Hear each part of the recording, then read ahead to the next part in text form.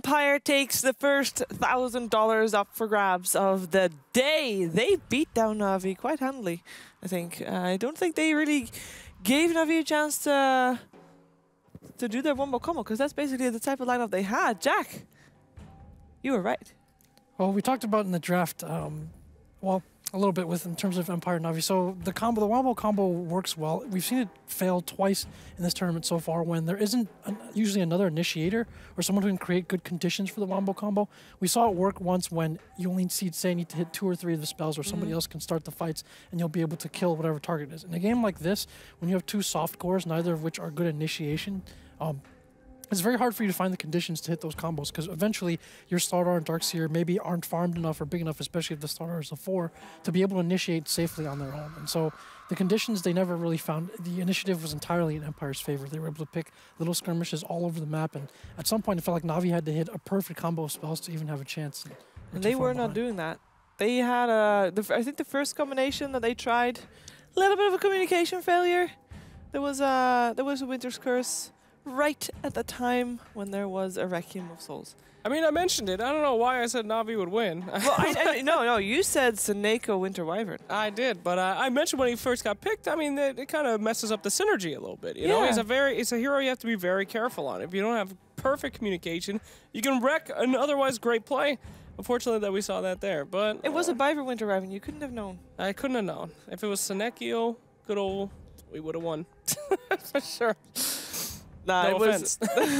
Slightly offensive. But I think that they kind of just took too much on them. They just couldn't hit the combinations. There was some tweaks that could have been done. I kind of liked the plan that they were going for, but the pace that Empire set was just super high all the time. Spirit Breaker was a great pick, and first pick too. It wasn't like Na'Vi didn't know it was coming. Yep. Well, the fight that you were talking about with the Requiem, I thought that was very symbolic of this game, because if you look at the arrows from the Dire Heroes, they're converging from all different directions, and Navi's kind of like, which way do we fight? They don't have a real front liner. They don't have a way of starting the fight. And then the only other way that lineup works like that is if you have a core that gets huge and the other team has to fight into you, and you end up using counter initiation to protect that core. But that situation never really came about for Na'Vi this game, although they did try to get that Aegis, and their farm did keep up on their cores fairly well, as Fog mentioned as well, with the Weaver and Shadow Fiend. So never quite got to that state for them, though. Now we have a new thing. Oh, do we? Yes, we do. Now you might have noticed behind us that there's net worths, gold graphs, and experience graphs being shown. Now you know that we already always go into the drawing board and we show you the clip and all that. Now there was one moment that was at 39 minutes into the game, and now we are gonna go to that moment in time. Right now. Let's go. That was the net worth graph where it was at the 39-minute mark. Oh, no worries. So, yeah, as you can see, man running up, hitting some creeps, looking beautiful. And where do we see? Ah, yes, the fabled Roche fight. Some would say the reason that they... Oh, I'm looking at the wrong thing. You do? Whoops. It is 2 different things. This is confusing. Don't worry about it. We'll figure it out. We'll figure it out. It will all work in the end. We cannot draw because there's no cable connected to the screen. So there will not be any drawing in this segment. Hey, look. Hey. I drew. All right, I can do this. It's a little... Oh, yeah, you see that right there? Great fight right there. A lot of right clicks. Looking beautiful. But they got that high ground advantage. The wall is up there. How could they possibly win this team fight, they must be thinking? This fight lasted so long. It really did. And I kind of feel like that's the type of fight that should favor Na'Vi, because they got this Weaver actually weaving in and out all the time. What is that? There's a Weaver. Oh, all right. All right. But they weren't able to bring anybody down. So that fight was essentially the last gasp for Na'Vi. You can see like they have some issues with Denny force-staffing himself onto the high ground. It's not a great place for them to fight. The Slardar got isolated by himself, so they couldn't get their full combos off. At this point, Weaver showing his place in this draft, being able to kite the lifesteal a little bit, potentially take him down, but at this point the lifesteal is so farmed that the Weaver is just unable to bring him down. Fog mentioned the Arcane Boots as well. I believe that was in this fight, but and as well with this Carapace coming up, with the bugs on him and also stunning the Darkseer, and that allows him to be hunted down. So this fight, the longer the fights go, the level of sustain is usually going to be in favor of Empire. Multiple ways in and out of the fight and to heal. For Na'Vi, they kind of need to hit their combos to have a chance, and they didn't there. It was a real shame because I kind of, you want, as a viewer, you generally want wombo combos to work because those make for the most amazing plays to watch. Sure. Most amazing highlights. We saw it yesterday. General hit some great vacuum walls, and it was perfect. That's the kind of Dota that I want to see. But we all want to see teams' entire plans and behaviors fall apart in gruesome ways, right? I mean, that's True. just as fun. So, that was a gruesome game. Yes. I've not seen a net worth graph that bad in quite some time. A lot of red there on that new little bar. Yeah, I wonder if they could have done something in the laning stage, perhaps, to switch things about, because they were already behind from the start. Even if they were hitting their combos, it would have been a rough game. Well, Vog mentioned this as well, but we've seen a few games from Na'Vi where they seem a little bit directionless or maybe not too clear on what the agenda is at that point in the game. The first game they played yesterday against Vega, they had an early game advantage coming out of the lanes, and they needed to be able to end that game early, but they seemed to drift a little bit or maybe didn't take the fights they needed to. In this case as well, I mean, this was just a hard game to play, I think, just from the draft right away, but they needed to have a plan of, like, we either need to stick together with a big core to force these fights, or we need to go split up and farm. Instead, it was kind of a bit of neither, and they got picked off here and there, and eventually the edge just became bigger and bigger for Empire. Yeah, because the picked off thing, that was exactly what the Spirit Breaker brought. And they didn't need any help on the lanes to actually help. I mean, Lifestealer could just farm by himself. He was fine. Nyx Assassin was fine. Ember was fine. So everybody else could just roam around and try to get those kills, which is exactly what they did. Exactly what they should have done as well. Now, obviously, Na'Vi is going to have a chance to come back because it's a 2-game series. And there was a patch. So, all the players are patching. Might have a little bit of a longer break than normal, but that doesn't matter because it just gives us more time to decide what needs to happen for Na'Vi to win the second game, because we know they can do it. Why are you laughing? Nothing. That they can, Cheever. I mean, you don't have to convince me. I'm the one who thought Na'Vi was gonna win. They're down. All right. We gotta convince Jack though. Gotta convince Jack. Jack, bro. Na'Vi's gonna win this series, man. Look into my eyes. I think if you're... All right. Well, go ahead. Well, I was with you on that, the prediction at the fine. start. I had 2-0 Na'Vi as well. Certainly the vote was reflected that too. But I think if you're drafting against Empire, there's a couple ways you can go. Either Na'Vi decides that they want to match their aggression and fight them the same way, or they have to tilt more towards having a bigger core in their draft, like actually playing that style of we're going to protect this core and bait Empire fighting into it. We can give up our lanes and have some small disadvantages, but we ultimately want to fight around this boss core. So I think there's 2 directions they can go. I think hopefully they pick one and stick very clearly to it in this coming game. I think that's probably a better formula for taking on Empire. But looking at Empire, I mean, they're certainly going to expect something fresh to come out from Na'Vi as well. They need to shape things up. Sure, they won, but you want to look more convincing than that. Do they have something to work on, Jake? Are you asking me? Yeah. I don't know. I feel like we talked enough about this game. I want to get into some other stuff while we have some downtime. All right, sure, go ahead. What are your dreams, Sheever? What do you dream of? If you could do one thing in the world, Sheever, besides Dota, what would it be? Fire woman? Horse eater? High-pitched voice, deaf talking? Yeah, deaf speaker? Huh? I don't know. You don't know your own dreams? I never thought about it. When you were a wee little Sheaves, when you were just shit, what did you think you would grow up and be? I didn't really think about that when I was little. What? No. Everybody had their plans. I just, I'll see. you just I'll marauded see where through I end life? up. You just so voted out? Jack, how about you, buddy? Well, what about you, Stocks? We'll get to me. We'll get to me, buddy. You're the special guest. Were you a dreamer or a memer when you were young? No, we'll get there. What did Jack want to be when he grew up? What did I want to be? I really like basketball and chess. I didn't think I was gonna, end up playing either of those, but I think some of that vocabulary comes into this Dota. Is baloney. This is the basketball is Dota is basketball and chess. Jeremy Lin, don't lie to me.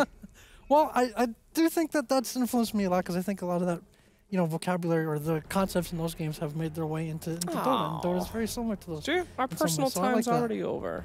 Damn it. Sorry, but now Jack. we know. Oh, no. I'm sure that the war room can wait a little while to hear your I don't dreams. think so. I'm seeing sure that everybody is fine with just holding off on the Dota talk until you have stated what your dream was when you were growing up. A wee little lad. I will go ahead and share it. All right. Until the first pick happens. Now, I was just a young boy. The year was 1988 when I was born in the beautiful United States of America, and times were tight back then, you know. A boy born. What was your dream, Slack? I'm Don't working on it. stall. Don't rush You're me. stalling. I'm not stalling. Now I have to start over. No, you don't. Because you interrupted me. You really don't. Hey, oh shoot, we better head over to the war room right now and check out what's going on with this pick. Hello, Slacks. Hi. Hello. I think we already know. Yeah. I actually like this. I think this is open-ended. I don't think that we can. I think this is more than likely offlaner, but I think It could be support. it could be support could be because support, it looks like yeah. Miposhka is trying to find himself new heroes. You know, he was the big Monkey King player, big Earth Spirit player. Monkey King's gonna get banned pretty much every single game, it seems. Earth Spirit has fallen out of the favor, so he looks to be going for these kind of like roaming heroes. We saw the Tusk, we saw the Spirit Breaker in the last game, so it is a bit of a change-up though coming from him. But it still is open-ended, and I do like this Clockwork pickup though. Definitely been seeing a lot more favor as well. So Nature's Prophet, this is a old school, I feel like general staple. He used to Yeah, play I this think hero we'll a lot, play it so I'm going to fair be in the throwing that offlane, one in the yeah. offlane. Yeah, for And sure. then the Wisp, that's actually a pretty big change up. I actually don't really think that I've seen Navi play too much Wisp. I think that it's... Which one of them play it? Since now they've been switching up a lot. I mean, again, I would say think it's a Soneco, bit we've tough. seen in the past, can play it very well, but with the way that they're playing, I wouldn't be surprised if they do put Biver on it. Yep. This game. You do have a Terror Blade Definitely being a picked up. possibility. This is one of the strongest heroes of the patch, it does seem. Yeah, someone that's going to be able to do semi-okay in the lane, you know, having that high base armor against a hero like MP who does pack a fair bit of punch now, coming into lane with, I can't remember the exact base, it's like 60-something, and 64 base damage or something ridiculous with the Treants. Get a TB in the lane, pick yourself up a poor man's shield, suddenly the Treant harass isn't going to be too much for you to deal with early on. You're going to be able to get the farm, get the CS in the lane. I like the variety that they have from Empire already. Like, this is... what the last game, they didn't have anything at all like this. They had a Lifestealer and the Spirit Breaker first two. Now they go for Clockwork Terrorblade. Just a completely different approach, having a lot of versatility in their draft for sure. It's interesting. Are we getting a global draft, boys? The global strat It's for time for Zeus. Let's spec down. Dendy Zeus, I think that's unlikely. Pycat Spectre is certainly more likely, but I feel like Pycat would rather play other heroes than the Spectre. What did we see him play later? We did see him play kind of a late game core yesterday. Wait, was it the Spectre? Did he play Spectre yesterday? Yes, he did. Yeah, he did. Oh, he did? did. Okay, there we go. I know. But the Spectre IO, unless you're looking to pair up the IO with someone really strong in the mid lane, which we might see an IO, you know, with Dendy combination, someone that if they want to go full global, the Spectre could be an option. I think it's a bit greedy, especially versus Terrorblade, who can force towers down. But if they do want to go for that global late game potential, just like split the map up a lot, try to get your Spectre really big, I guess it's a slight possibility. Not really a huge fan of a Wisp Spectre combo, though. What about the Pycat Lycan getting some kind of push together? Ooh. Maybe. It's also still a little bit of weird with Wisp. Yeah, but again, it does give them the building forcing sure. with Nature's Prophet. And how that beefs up Treants, right? That's pretty good. In Pycat. I mean, Howl is just a really good spell now. It's been buffed so many times now. It gives that ultimate amount of HP in the nighttime. So I mean, it's a possibility. It's a hero that we saw picked a couple of times at Kiev, and it has its strengths. I mean, we could certainly see Pycat play any of the classic IO combinations. With Pycat CK or He Sven. plays so many different heroes. Yeah. He's got a lot of He really versatility. does. So they banned But, out the Tiny and the Lina Empire, so they take out the two big bursters, which is pretty appropriate for them since they have a Terror Blade. And Navi takes up a Disruptor. They had a lot of success with this yesterday. I think this is a hero that I think the CIS teams just love, honestly. I think I see all the CIS teams pick this hero a lot. It just gives you a lot of catch and gives you good team fight. Just very straightforward. A little bit of a deny pick, too, from Empire. Pretty good against Wisp, you know? Yeah, they that's could true. use that for themselves, so Yep. I like it. Oh, and what's your favorite spot on that map to jungle as Nature's Prophet, cliff jungling? Can you point that out for me? Well, with the this Nature's is, as Prophet? we mentioned before, this is the old map. That's the so old map. Do it. On this map, Don't do it. What already are a they spot. going to do? Load up Nowhere. the old map? It's Don't fine. do it. I don't think we're going to see Nature's Prophet go on a cliff a single time in this game. Come on, bro. Thank you. He may Come on. start. He may start. You know, we did see General Not on start a in the cliff. jungle. Not on a cliff. He did start in the jungle's dogs, but not on a cliff. Not We on might a see him cliff. like migrate toward here if he feels Yeah, like their safe lane's a there's bit too fine. strong, but I think we'll be seeing him just kind of Oh, migrate yeah. between the two. Put him back on that cliff just for a There you go. moment. No. Don't indulge this man, please. Okay. So Witch Doctor again being grabbed up. Yeah, the WD out. I mean, this is people used to do this versus Nature's Prophet. You can deal with the treants, so he can't like mess with your pull. You can just stun the treants. You have the cast bounce in between them. You can easily bring them down. And again, it's just a super strong safe laner. And we talked about, I keep trying to clarify this, but I believe it does work. The Sunder Maledict combo. Careful. we were Careful. talking about If that one you, at if you Kiev. Maledict someone, Oh my god. then you Sunder them. No. That's because it's done Because on that it's HP HP difference. I'm pretty sure it works. So that in itself can be pretty brutal. I mean, it's a little niche. It's probably not why they're picking it, but get ready to see some heroes just getting absolutely blown up by the Cinder Maledict combination. I think it gives I think this still could be. It should work. Yeah, it should work. I think this still is cool though. The Witch Doctor Clockwork. Now you have like the Witch Doctor can always like go to the Clockwork's lane when he gets 6, and he can go for those pretty easy like pickoffs. We used to see these combos a lot, like the Skywrath Clockworks or Witch Doctor Clockwork or Witch Doctor Void, something along those lines. Gives them kill potential with their supports. I mean, it's still open-ended. I think where the Clockwork's gonna go, in my opinion, but they do have that type of versatility still. Talk to us, Jack. I'd like to see maybe an Ember or something out of Na'Vi. I know they like to save Dendi's pick for last. They're going in a completely different direction here. They are. A ton of mobility out of this draft. I think that was... We talked about potentially maybe trying to match Empires. It feels like the teams are almost switching places here. It feels like Empires is maybe more of a Vega draft. It seems so far they want to be able to fight around the Terrorblade, protect the Terrorblade, and then take objectives. That's what that hero offers. A self-sustaining hero who can fight very well and ultimately be like that big core that we were talking about. For Na'Vi, with all this mobility and vision, those are how to address that issue has been a big issue for most teams, I think, in this patch, and especially after 7.0 with all these shrines. How do you see what the enemy's doing? How do you keep track of all these rotations? There's so many possibilities now with the shrines up. And so with the Wisp, the mobility from that, and the Treants, of course, providing vision as well, it's kind of Navi's plan to be able to find these pickoffs here and there. So we'll see if Na'Vi is able to execute more of an Empire game plan here instead of Empire almost playing a little differently this time. Yeah, where's that mobility? Where's that aggression that we saw in game 1? I guess they still have one pick to fix that. Empire is really liking Ember Spirit. Yeah, this is 3 games now. They played it once yesterday, now twice here. Yeah, we've seen how FN can play well, a great Ember kind of flat out, but also how well he is at recovering from a bad laning stage. We saw him not only today, but as you mentioned in the game the other day as well, where he gets a little bit out of the lane to start, but he doesn't crush the lane. And you know, he doesn't feed in the lane either. But I don't think we even saw him getting taken down. He just kind of realizes, all right, I can't stick around, back into the jungle. And at the end of the day, he's you know, right up at the top of the net worth, making some huge plays, being very hard for the enemy team to maintain control of. And at the moment, what do you got to catch him? You've got a Disruptor, which is pretty good. At the same time, though, you can play around the Glimpse Static Storm. You get the timing with the Remnants out. It's I wouldn't say it's as solid of a catch as it may seem on paper for the Ember. And you look at the rest of the heroes, IO, NP, Slark, the heroes that aren't going to really be doing anything in terms of trapping him, and heroes that are going to take quite a bit of damage. You see that IO, a couple of Remnants straight in, and you're going to be able to take the IO straight out of the fight. This looks like a pretty scary game to play IO in, for sure. They can just get into the backlines quite easily with the Clock, with the Ember Spirit. Not a whole lot of lockdown on the side of Na'Vi, as you're mentioning, so... The thing is that the Slark versus the Ember Spirit kind of matchup, it goes a little bit both ways. Ember in the early game obviously favors that. Yeah. Hey. Enigma. Let's so that could get be the the big offlaner, boy right? out.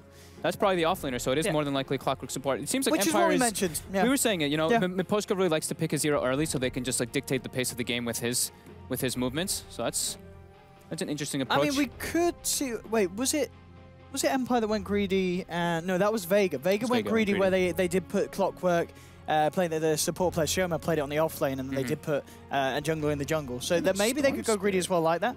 But yeah, the Spirit versus Spirit matchup coming out of the mid lane. So Storm, again, a little bit of catch for the Ember. You've got the Vortex to pull him in, but still I feel like FN could certainly have a very good game once again. A lot of it all down to how big Pycat can get on his Slark, a hero that can play around the TB. Doesn't have to worry about the Sunder because of the Shadow Dance if he times it. But I got to be honest, I think this looks pretty good for Empire. Yep, Navi's trying to avoid fights, Empire's trying to fight. Go get that casting desk occupied, please. Thank you. Yes, we are the ones to decide who's going to win. We are the ones to vote. Wow. Odie and Fogged, they don't get the vote. They are supposed to be unbiased commentators. So, Jack, you are allowed to be biased. Who do you think is going to take this second game? So full mobility coming out from Na'Vi. They're going to have to be very crisp and precise because their heroes are a bit squishy, and in the mid game, I could see them having some issue holding up against Empire. If Empire does get that push going, especially with that last pick, Enigma being able to protect the Terrorblade, one of those please fight into me type of things. I like Empire's draft once again. So, all right. You said a lot of things about Empire, and I'll explain everything I need to say about Na'Vi when they win. Right. When they win? Yeah, I'm on Na'Vi. All right. I think Navi's going to also take this because I would like to talk to Pycat again. That's not how you Let's decide see a if game. that's going to happen. We're going to our second game. It is back to Odie and Fogged.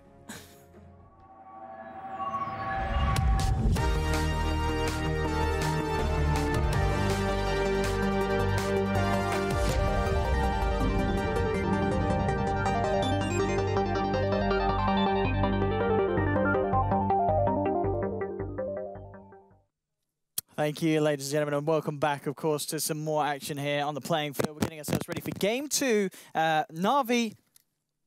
There we go, that's better. Na'Vi versus Empire. Game 2 coming up right now. Modipixel, I'm here with Fog, and the game has begun, so let's hop ourselves straight into it. As we saw, we're getting some interesting picks. We've got Dendi on the Storm, which is going to be a lot of fun to watch. We've also got Ghostic on the Enigma. There's a big team fight playing heroes, and all in all, what the heck is that? The Storm taunt. They just added it. Remember, it wasn't working in the last patch. What and is this? They just fixed it in the bug in this recent one. Wait, where was that music coming from? Was that the Storm? No, that was the Nature's Prophet. Oh, that was the Nature's Prophet taunt. Yeah. I had some fat beats, and I was the Storm like, does what like is going down? He does like the backflip kind of thing. We're waiting to see it again. Dendi will probably spam it some more. But taking a look at the drafts. Oh, there it is. So this wasn't a new one, you're saying? Oh no, remember it was the one. Yeah, it was the one that wasn't working initially, yes, and that's now they right. did fix it. It was meant to be there if you got the first one. No, that was coming from Dendi, wasn't it? No, he was taunting again on the Fear actually. I want to see General do it. Is that another new one, or was that one? No, that's the old one. That was the one that was added the last time around. The Make It Rain. So now he's dancing again. All right.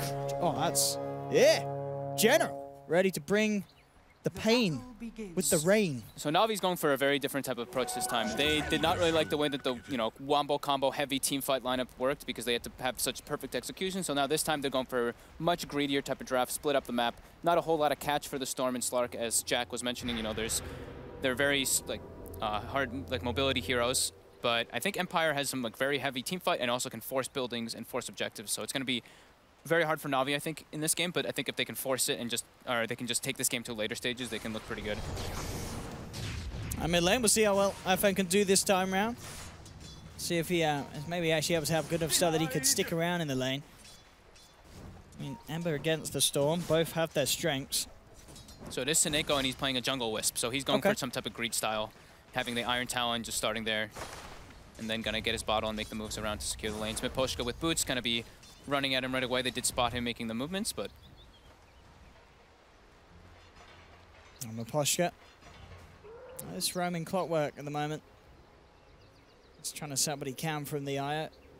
So this is going to be a little annoying for Pyket, though, because Ghostic's going to non-stop denying a range creep from him over and over again in the offlane. So Terrorblade is definitely going to be coming ahead in the laning phase over this Slark. Mid lane CS at the moment, very close between the two of them as Dendi and FN salve up. Yeah, it's a slightly favored Storm matchup. Yeah. Until the Ember Spirit has a couple levels, and if he does get a rotation, you can get some pretty good kills on the Storm Spirit. But yeah, the Remnant always able to break the Flame Guard is pretty good. Top lane General. Trying to put a bit of pressure onto the TB, but as you said, TB should have a little bit better of time in comparison to Pyket. We couldn't even see this at the moment. But we'll see how aggressive Ghostic is able to play on that bottom lane. Yeah, he's just got to spam deny. He's just he brought like 4 or 5 clarities even just to make sure that he can always be pulling the lane back in his favor. Just deny the range creep, pull it back. And that's exactly what he's going to be doing. He even actually, this is a cute little ward that Empire did place. They blocked Na'Vi's pull, so Disruptor, Biver, is actually getting no experience in this safe lane, so just Slark pretty much in a 1v1 kind of aspect, while Biver is running around trying to find what he can. Dendi just starting to take the lead as you expected here in this mid lane matchup. Yeah. Being able to just kite FN up. Make it very hard for FN to get in close and personal with the Flame Guard harassment as he would like to against Dendi. Both teams playing for the greed at the moment. Io still in the jungle. The posture is going to find him with this rotation, but Biver's there as well. Oscar does have to be careful, but yeah, I guess with the brown boots straight up, no sort of catch. Well, they do have the TP though from the Nature's Prophet. Miposhka's not going to expect this one. He's going to be able to get brought down with the extra damage from the right clicks. Right, this could be your first blood. Yeah, a couple more touches, and that's going to be the clock out and down. Very nice TP. Great play from General. As you said, just maybe Clock forgetting that there's a Nature's Prophet in the game there, getting heavy with the harassment and keeping himself on low health as he dives in deep. Yeah, that's great. Now General rocks mid, giving some right-click harassment to FN too. Excellent rotation. He wasn't getting a whole lot up there in the top lane because of the chain pulse coming out from King R, so I do really like that move coming out from General. Top lane. On the bottom lane, sorry, Pyket getting aggressive with his positioning. Poshka will be there to force the Slark back. And General between the lane and between the jungle. Just keeping the farm high, keeping himself safe. Lack of pressure that he's applying on the top lane that will free up the lane for Chappie. Yeah, Dendy's going to start pulling pretty far ahead in this matchup mid just because of Bottle Wisp coming in, just healing him up to full over and over again. So FN, we're probably going to see the same scenario that we've seen in the past on his Ember. He's probably going to resort to the jungle once he gets his bottle, just because, yeah. It's a hard matchup already versus the Storm Spirit. And then with the assistance of Wisp as well coming in, it definitely hurts. Okay, it's done for Ghostic. Him and FN. Shining up on the sidelines. Yeah, we'll see if he does want to go back to the lane, or if this is the time to jungle. Still just a quarter of the way to the level 5. Miposhka did manage to pick up level 2, still yet to skill that second level. So seeing what opportunity arises for him to make some sort of a play. Top lane, General, actually playing around with King R here. Cast will keep him back.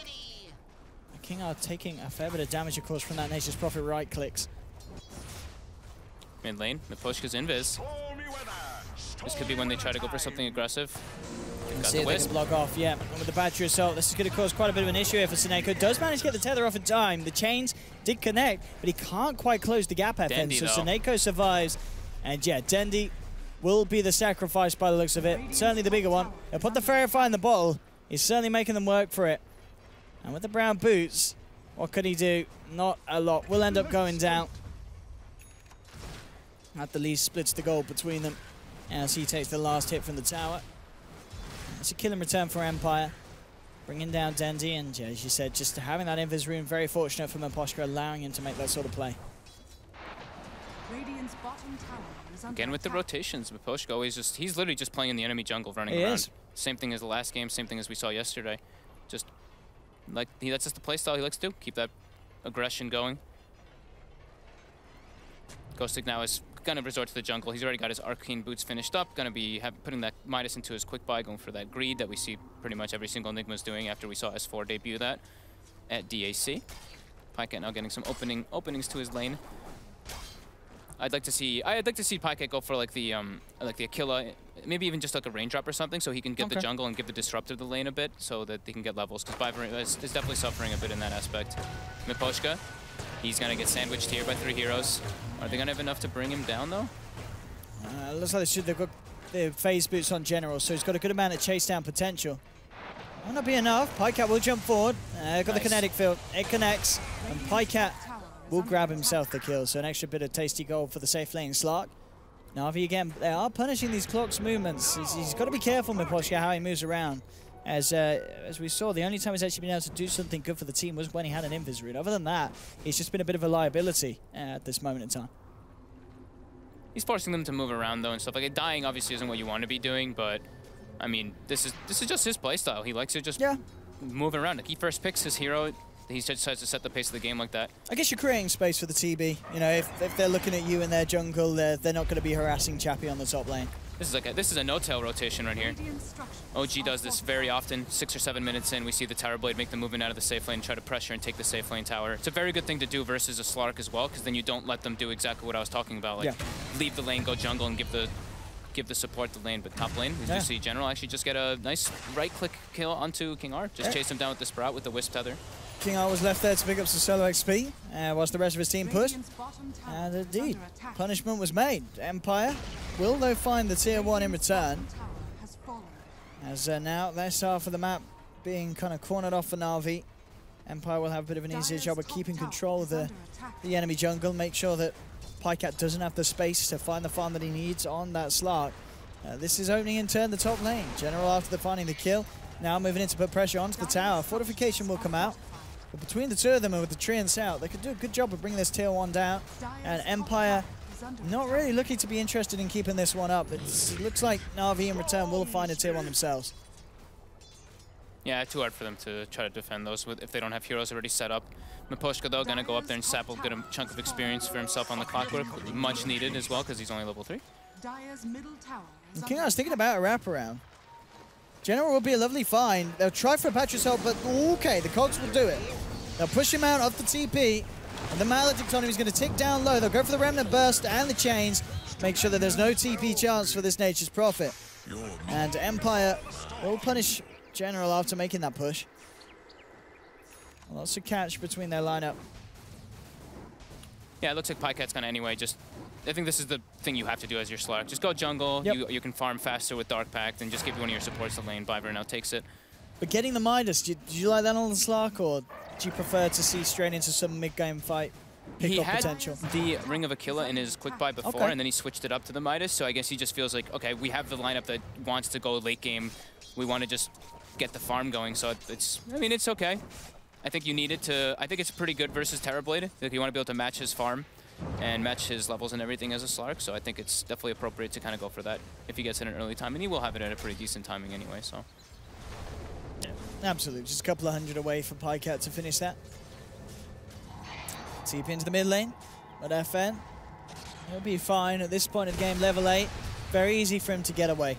And as we talked about earlier, very little that Na'Vi can do to stop him. Top lane, Dendi, they're going to make a play onto Miposhka, but Dendi is out of mana. General will come hunting for the clock around the side of the tree line, and with the treants out, they will take the kill. So again, Miposhka being taken down. I think that's the 3rd time he's fallen this game.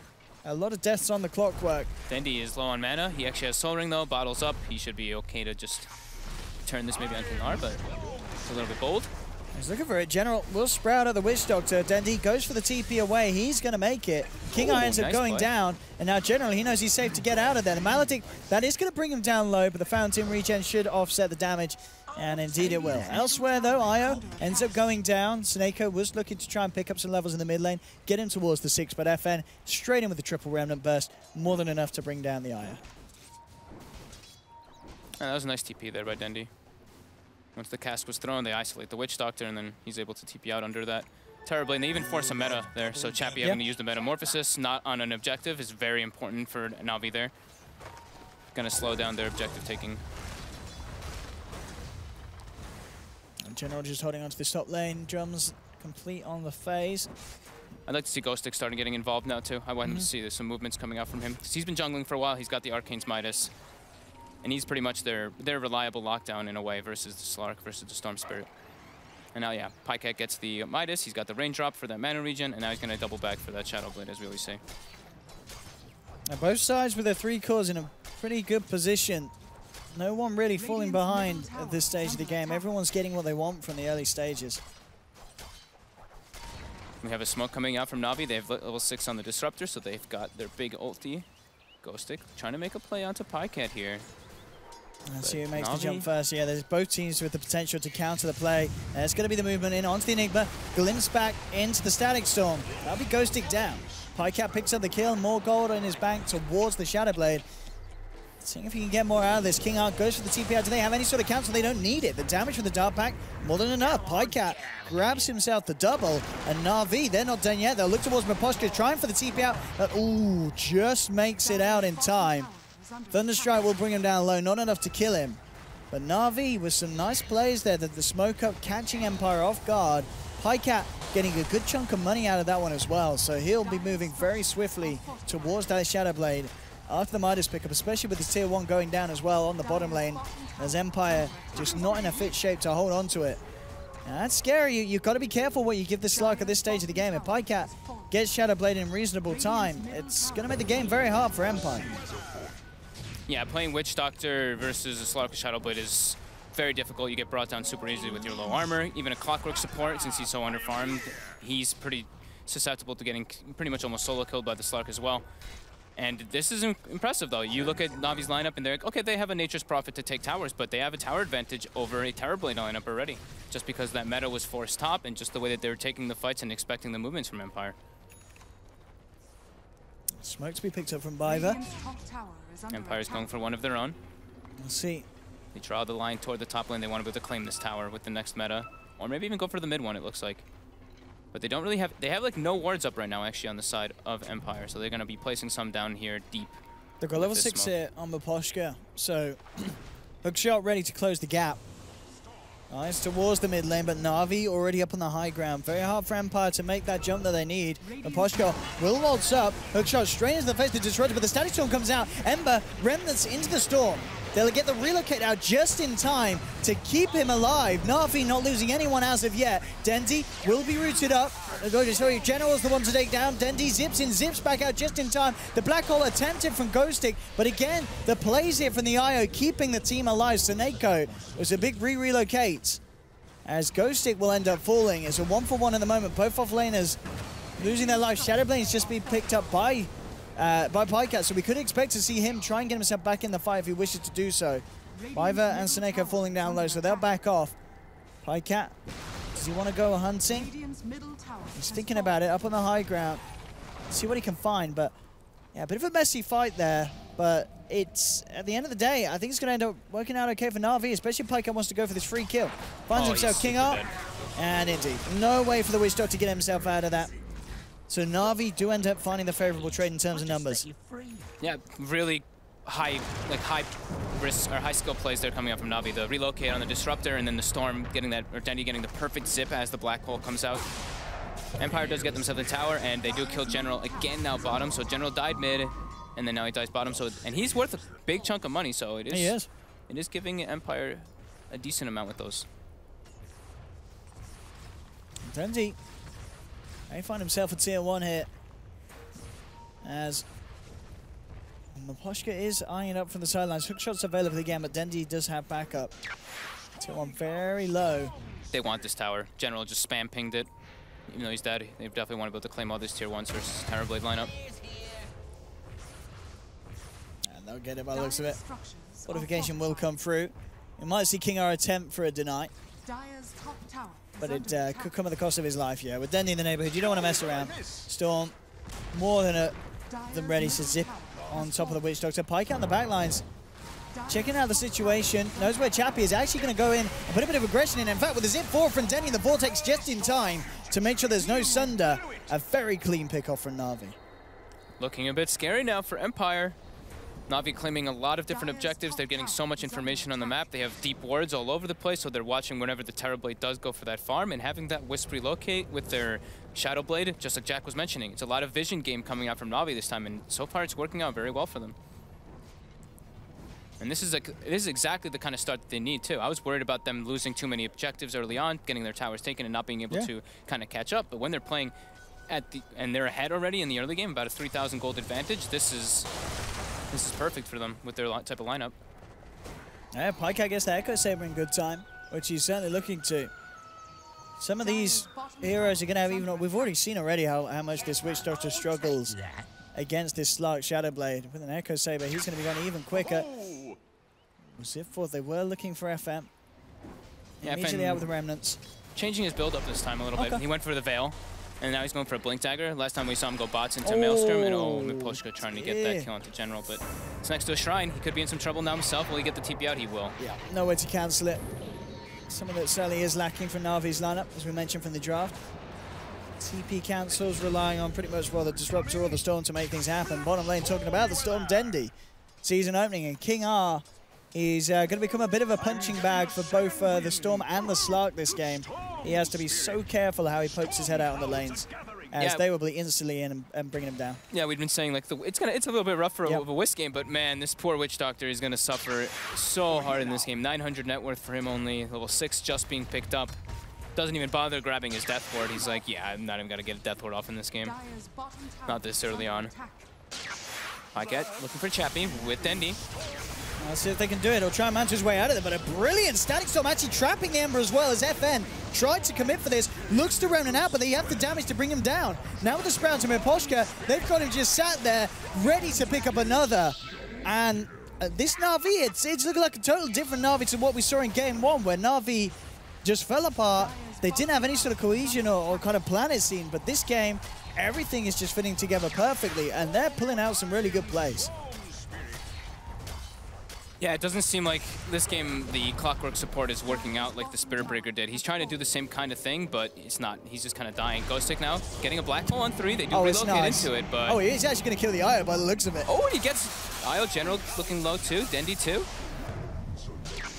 Well, that went a lot better for Ghostic than I think Na'Vi were expecting. I mean, Dendy does kill himself, but all right. I mean, I was looking at that Black Hole going like, all right, well, where's the follow-up? But it looks like with the Midnight Pulse and the Eidolon's out, it was enough. I did not expect that. Look at General just playing with Miposhka with the treants, and now Dendy comes back top. Oh, Ghostic, he's going to survive. I can't believe it. He just walked himself away from a slug.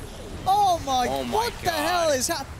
What happened in mid? I was looking at the other fight. No, the slot, Pycat was trying to finish off Ghost Stick, but he just jukes him around the tower, dodges the pounce on minimal health. That was just, that Enigma play. I mean, I think Na'Vi are going to be a little gobsmacked, a little like I was. That was just perfect for Ghost Stick. He is going to be loving life right now. BKB finished up already now too, and they have no way to cancel the BKB Black Hole, so that's kind of what he's going for. That was interesting. Yeah, Top lane general was also blocking Miposhka with his treant, so Miposhka couldn't get the hook. I was looking at that one, but oh, Ghost Stick with the plays, bringing his team back. Yeah, it really is. That fan finds himself an IO. Dendy can't get into catching quick enough.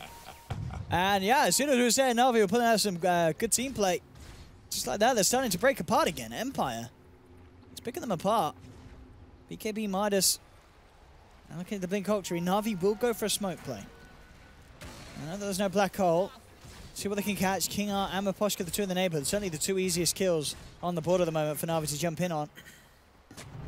And would ideally like something a little bit bigger, if they can. Yeah, at least they get a nice deep ward down, though. But there is a sentry already on top of it, and Empire knows that this is up. They're hiding out. Pycat on the hunt again. Completed Silver Edge. He goes for the whole Silver Edge.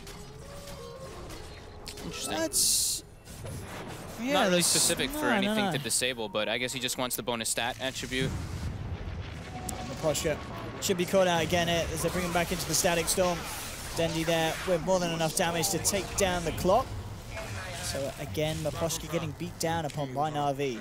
The supports on the side of Empire are actually just punching bags. Yep, just like you said. These poor souls.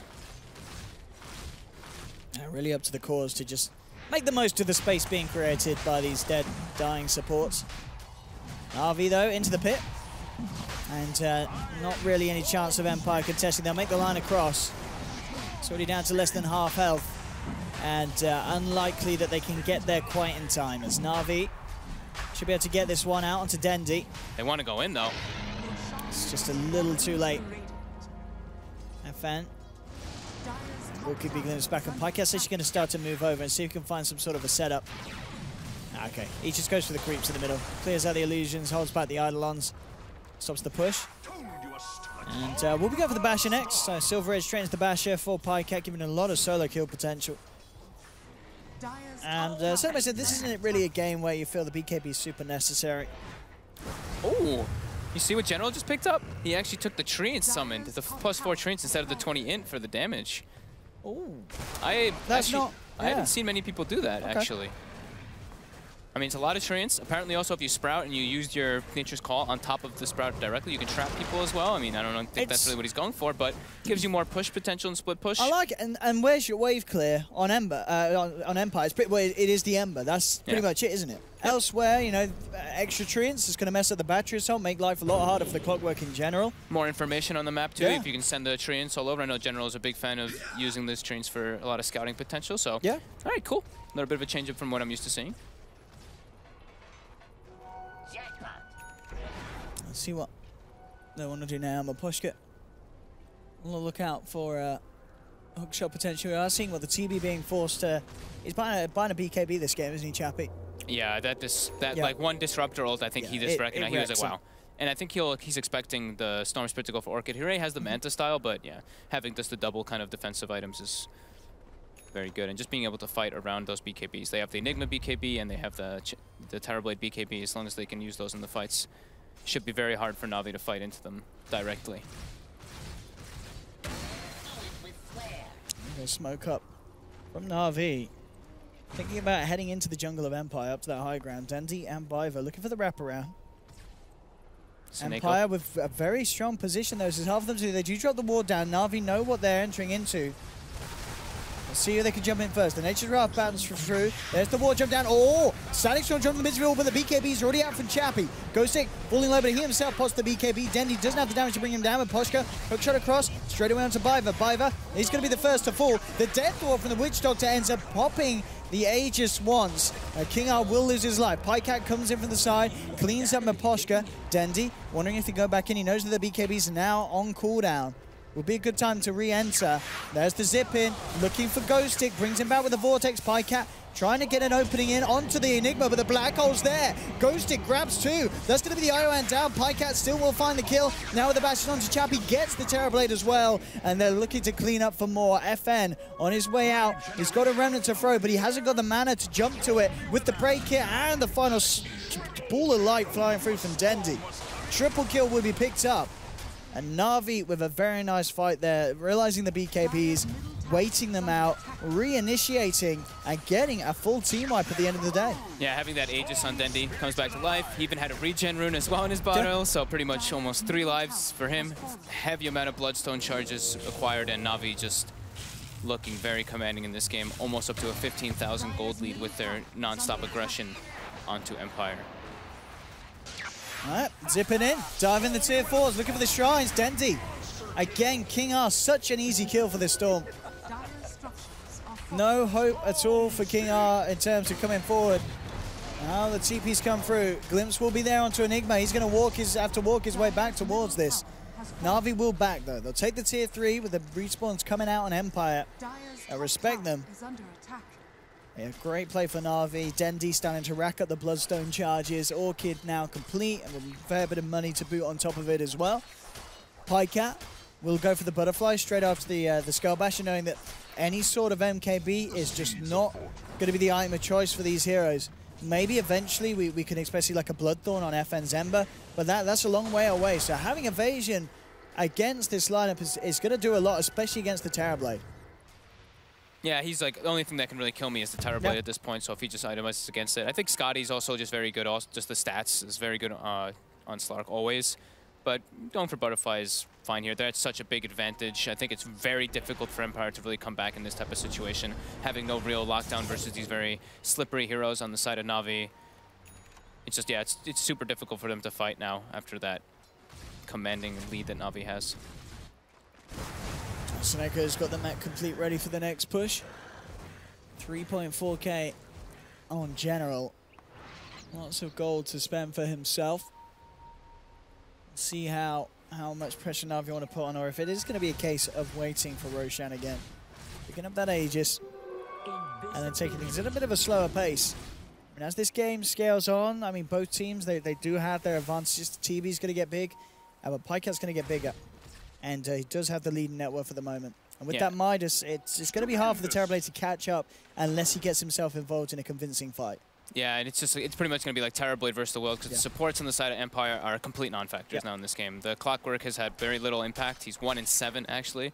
0-7 on the Witch Doctor, so they've given up 14 out of the 22 kills to Na'Vi already on these two supports, not having pretty much, like, actually almost any impact. They're just getting crushed by these very mobile heroes on the side of Na'Vi. No, it's been an absolute nightmare for them. And another round that's going to cause issues for them. The Orchid will make it even easier for Dendi to zip in and zip out with a free pick-off. 500 gold away, and that will be the full Butterfly complete for Pycat. 27 minutes in, having an insane game on the slot.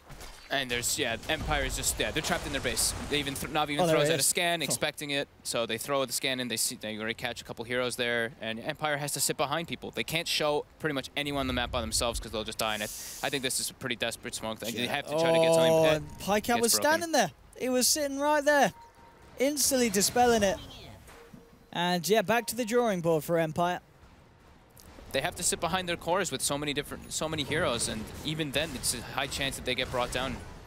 King Art trying to get a ward out here. He's going to pay with his life. Yeah, Biva is going to have the glimpse back if needed, and it's not going to be Pycat. Oh, actually, he didn't have a little scared about going in on that.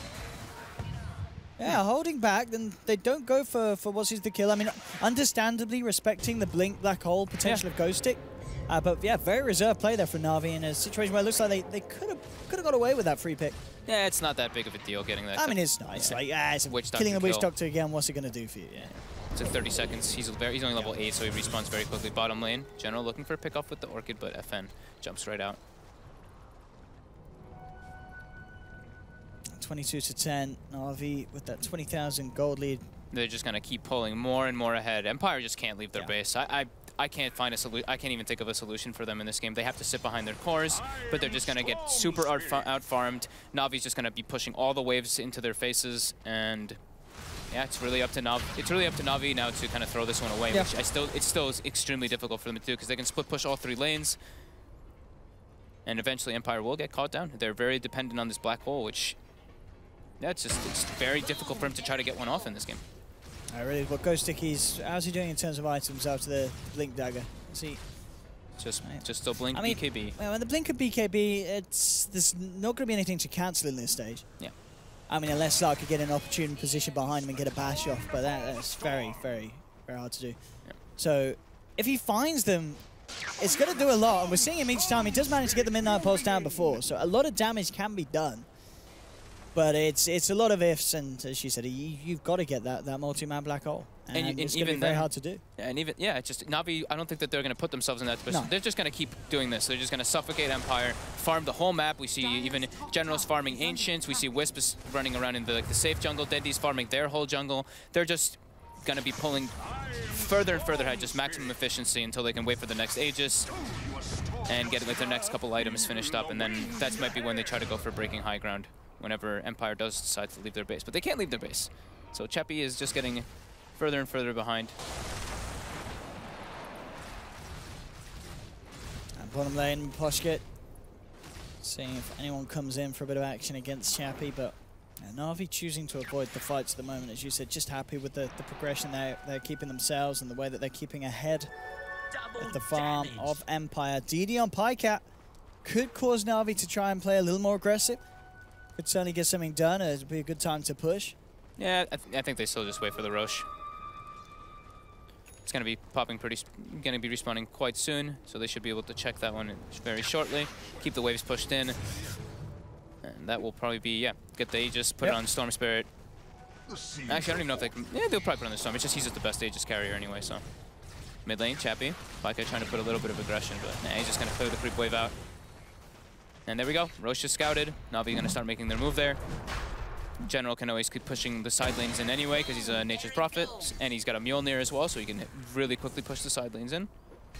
Empire will know it's up as well. Maposha throwing that rocket flare out, but can they afford to get out there and contest it? That's the question.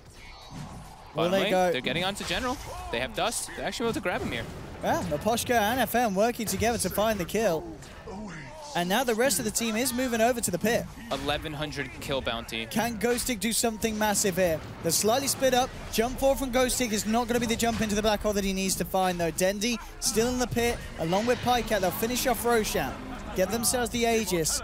And now Empire, they have to be careful again. Dendi with the Shiva's Guard straight in onto the Enigma, who pots the BKB, looking for an opportunity to turn a black hole, but they've already lost the Witch Doctor. Blink out in time from Ghostic. Na'Vi ready to chase for more. They'll get the glimpse. No. Okay, BKB popped by Chappie. Making sure that he doesn't get dragged back. Will TP away. Again, as we're seeing, just very hard for Ghostic to find these black hole opportunities. Na'Vi still getting the Roshan and the Aegis. 18 Bloodstone charges onto Dendi, as he is having quite the game on the Storm Spirit.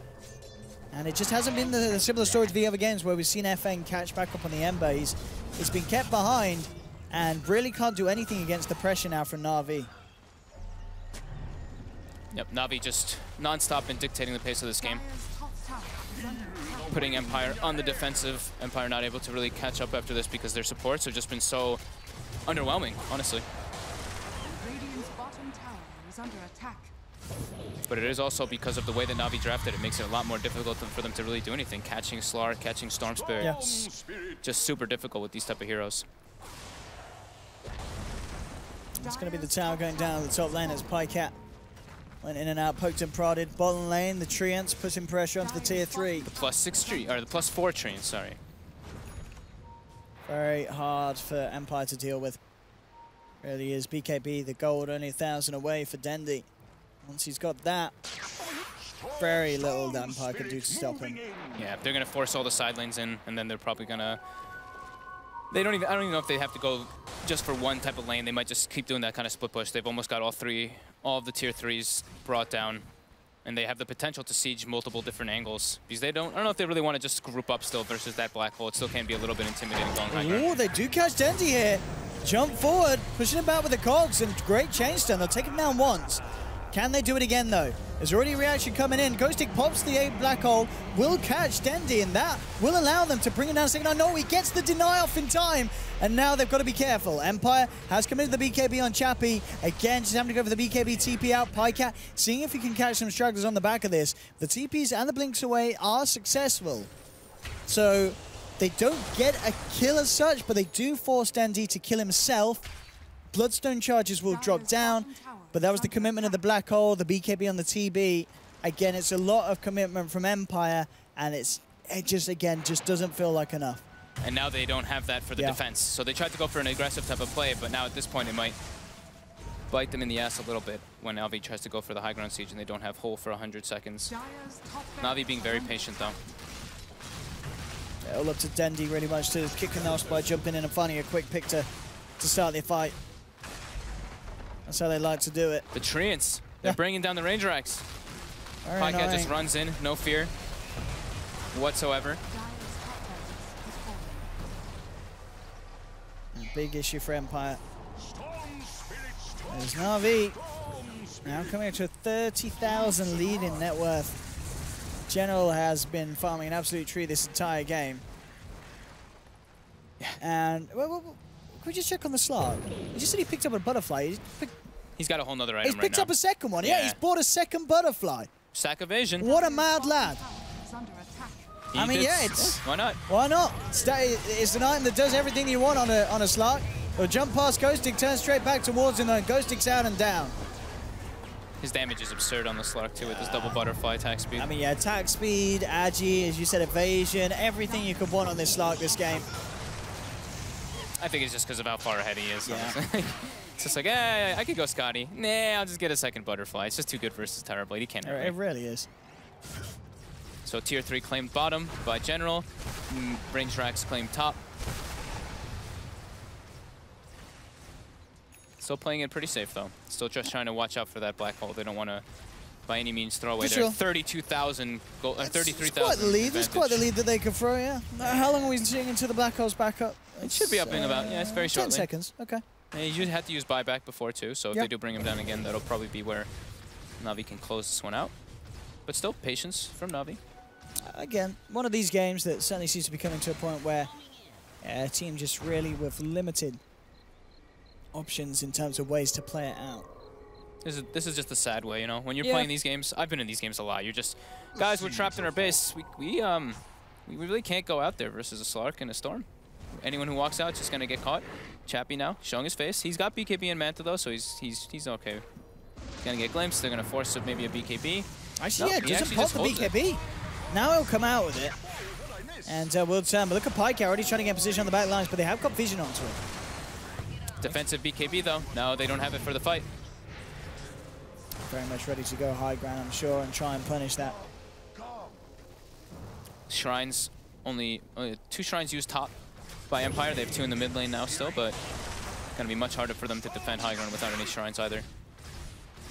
Pycat walking in, jumping out.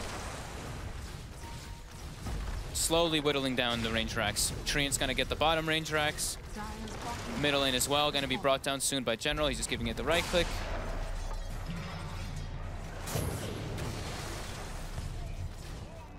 It's just a slow and painful pushing onto Empire. Doing their best to stall, but pretty impossible lead for them to deal with that Na'Vi have. As Pycat looking in on the top lane, comes in with the Silver Edge. Again, just backing in and out towards those racks. Kind of pulling Empire between both the mid lane and the top lane. As the Treants Ascent storming in.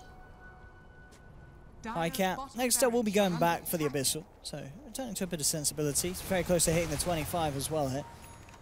Yeah, having a reliable lockdown. You know, like we mentioned, they don't really have a crazy amount of stuns in their draft, but this is just going to make it easier for him to try to just catch somebody out of position.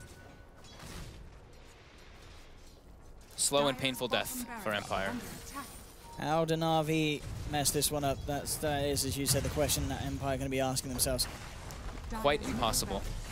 They need to do something, a major throw. I mean, we're seeing Refresher being built towards by Ghostic. Maybe a double Midnight Pulse, double Black Hole could do some magic. But you need to hit all 5. And he's going to have to get those a few times. I mean, it's a 40,000 gold advantage almost. So with a Storm and a Slark and a Furen who have, I mean, they're hitting critical mass pretty soon. And very little is going to be to stop him. Cat playing around with his own reflection there. And it's off. What's the plan, Empire? Where's the jump? I don't think that they really want to. They have to just kind of sit in their base. Yeah. It sucks. It's a crappy way to have to play, but they can't. I mean, if they go on the aggressive and they use Black Hole, then that's an obvious opportunity to go. Ghostic getting dropped pretty low from that Nature's Prophet ultimate. They're forced to use another Shrine, so now they've only got 2 total up in their base. Very slow and painful death. At this rate, Na'Vi could even just wait for the Roshan to come back up. I mean, it's going to be up. Maximum time is within the next like 2 minutes or so. It's got about 1 minute and 10 seconds until it is up. Oh, they get the courier too. Yeah. Lovely.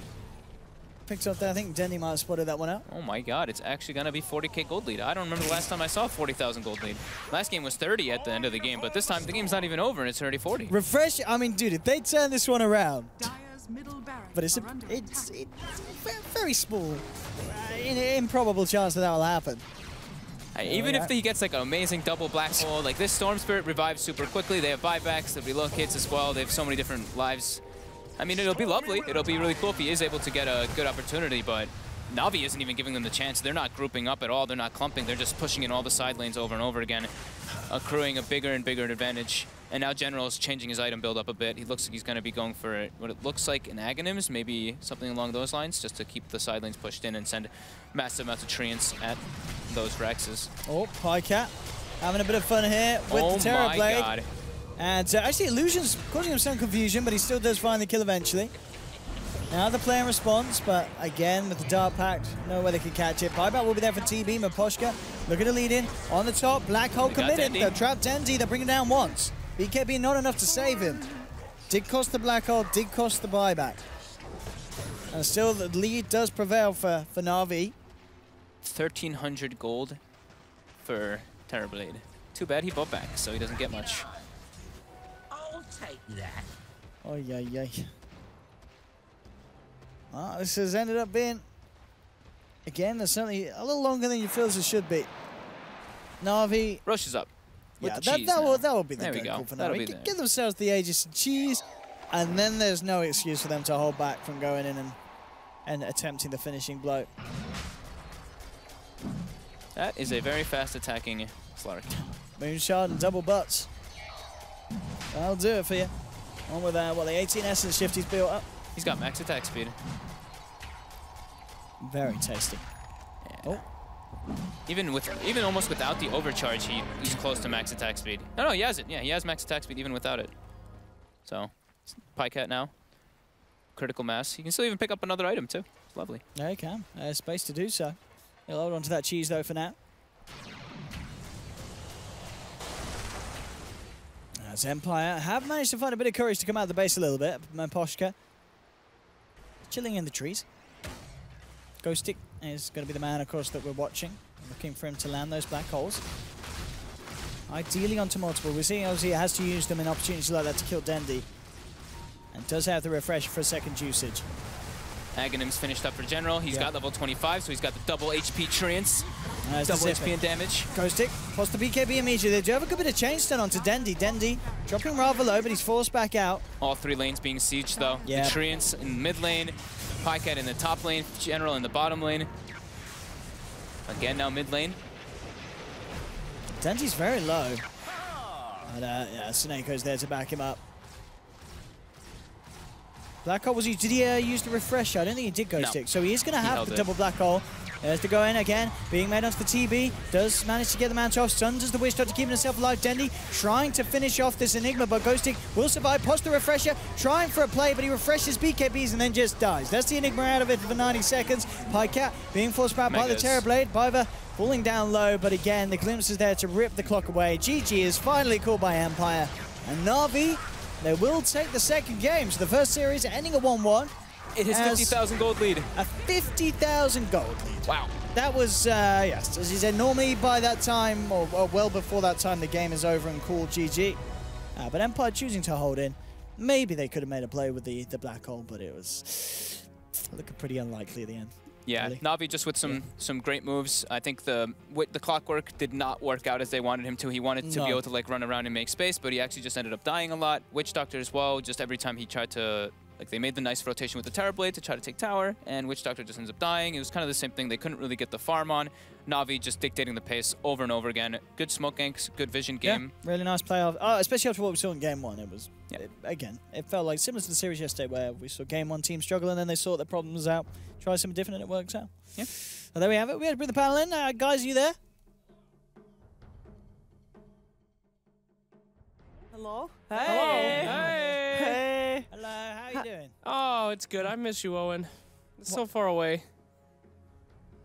I miss- 6 feet away. Hi, buddy. Missed the war room. Yeah. Get back to the we war were room, the you immersion. damn bums. That was a pretty one-sided game, you guys. Yeah, it was, yeah. Slacks, you were right. As always, I'd be happy to explain my reasoning for that one. But, We will let him explain his reasoning, but don't need you guys for that. You can hear it on the broadcast. Yeah. Bye. All right, bye. Bye. Explain your reasoning. I only wanted to tell them. I don't want to tell you two. You can tell us about your childhood dreams and aspirations. You know, how's Instead, that then. war room coming along? Guys, are you almost there? I see you taking your sweet time. Please, dreams and aspirations. Yeah, so, I don't know. I had a good feeling about the Nature's Prophet. I've seen Na'Vi run that a few times before, and really had a big impact. That kind of global presence. They didn't all go all in, which is probably a smart thing to do. And, I just don't have that much faith in Enigma. There's a reason why people don't pick that hero too much. Even though the Black Holes were good, it was only on Storm Spirit. I mean, gotta do more. He's too much of a big win what are you hero. talking about? Enigma is a great pick. We see S4 play it a lot. He's Sure. amazing. Kezu as well. Sure. And they've won a lot of games with it as well. But that's S4 and Kizo. Well, don't blame. I'm not shaming, but I'm just saying, like, they had the kind of heroes that could have that global presence. Black Hole is this big spell that has everybody has to come in and kill everybody in it. When you have a Nature's Prophet and a Wisp, other stuff can get done. There's too many places for them to receive pressure. So he's a great hero in some situations. I didn't think that was the one. Just a drastic change in playstyle this game from Empire. Something very different for them. They never really got that kind of death ball together, which is maybe what their lineup excels at. And you have the Enigma protecting the Terror Blade, taking objectives. And instead of being the team that usually is in control of the initiative or is in control of the pace of the game, they were kind of on the back foot from start to finish. As Fogg mentioned, Mapashka running around the clockwork trying to make space, ended up just dying constantly to rotation, which you would expect from a team that's highly mobile like that. Na'Vi did well in the lanes. They got what they want out of it. They weren't forced on the back foot at any point, basically, and they just kept picking nickel and diming, basically, Empire apart until the very end. As mentioned during the casts, suffocating and strangling them, kind of. So. Yep. Jesus. It's a brutal game. Dota 2. Suffocating, strangling. Goodness me. All right. So this game was fairly one-sided, but it turned out to be a 1-1. Mm-hmm. And that's also what Owen said. So Owen's still 100% right. The Oracle continues, The Oracle but will continues. Secret 2-0? That is the question. And, oh, wait, Vega 2-0, he said. Let's not forget. Oh, yeah, he flip-flopped. He did, and he flipped it. Now, soon we still get to talk to the victors, of course. Oh, cool. We are actually going to be able to talk to the legendary Dandy. Oh, Dondo. Yes. That's Sick. be exciting.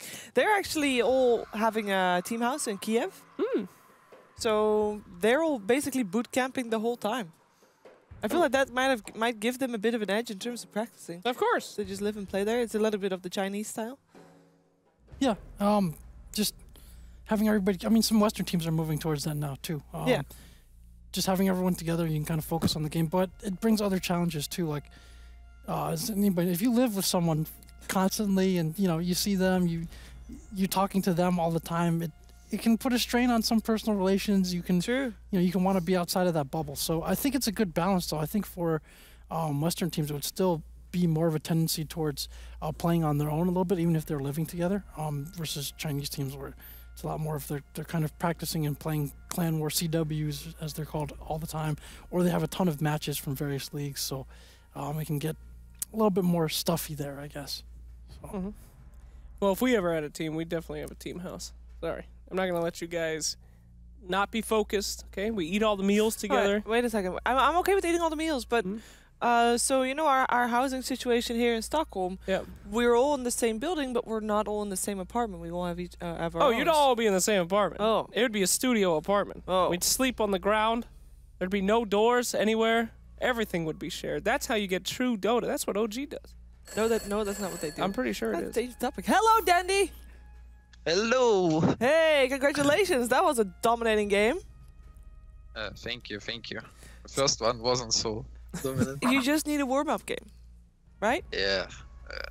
Yeah. Right, but it's not our expectations. True, but you know, you showed everybody in the second game. So stick to the positive. You know, you can. Sure, of course, that. BMA. So you were very dominant in that second game, but it still took quite a while for you to be able to break high ground, I thought. I think we were a little bit worried or whatever after first game, so we make it all very, very stable, you know. Slowly take our lead, 50k gold. We were about thinking, maybe we should make it 100, but when they decide, okay, it's time, and crush our enemy. It worked out. Yep, fantastic. Yeah.